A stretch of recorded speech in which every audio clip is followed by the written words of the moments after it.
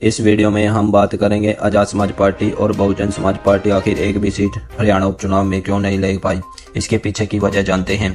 पहले आपको बता दूं कि हरियाणा में 90 सीटें थी और जननायक जनता पार्टी के साथ मिलकर आजाद समाज पार्टी लड़ रही थी और दूसरी तरफ बहुजन समाज पार्टी इनेलो के साथ मिलकर लड़ रही थी सभी सीटें, लेकिन एक भी सीट जीत नहीं पाई। इसके पीछे की वजह जानते हैं। मैंने आपको पहले ही बोला था कि जननायक जनता पार्टी का हरियाणा में पहले ही पूरा विरोध हो रहा है, क्योंकि पिछले बार उनकी 10 सीटें जीती थी, वो फिर बाद में बीजेपी में शामिल हो गए। इसी कारण ही किसान और खासकर जाट लोग जननायक जनता पार्टी से काफ़ी निराश थे। इसलिए उन्होंने कई प्रत्याशी की रैलियों में उन्हें काले झंडे भी दिखाए। ये मैंने आपको पहले ही बोला था। दूसरी बात कर लेते हैं बहुजन समाज पार्टी की।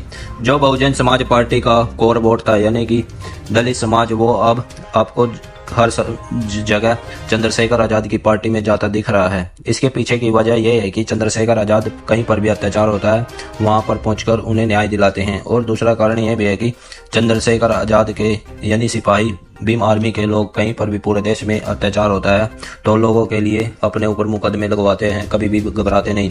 अब बात कर लेते हैं ये बहुजन समाज पार्टी के कट्टर समर्थक चंद्रशेखर आजाद को आखिर क्यों नीचा दिखाना चाहते हैं। लोग आजाद समाज पार्टी की तुलना बसपा से कर रहे हैं, जबकि बसपा राष्ट्रीय पार्टी है और आजाद समाज पार्टी क्षेत्रीय पार्टी, तो उसकी तुलना बीजेपी कांग्रेस जैसी बड़ी पार्टियों से होनी चाहिए। लेकिन वो सिर्फ और सिर्फ आजाद समाज पार्टी और भीम आर्मी के आजाद समाज पार्टी चंद्रशेखर आजाद के पीछे हाथ धोकर बढ़ रहे हैं। लेकिन बसपा समर्थक सिर्फ और सिर्फ जो कट्टर समर्थक है चंदू कर रहते हैं, जो चंद्रशेखर आजाद को बोलते रहते हैं। बसपा ने आखिर कौन सी सीट जीत ली, ये भी बताओ हमें बसपा वाले।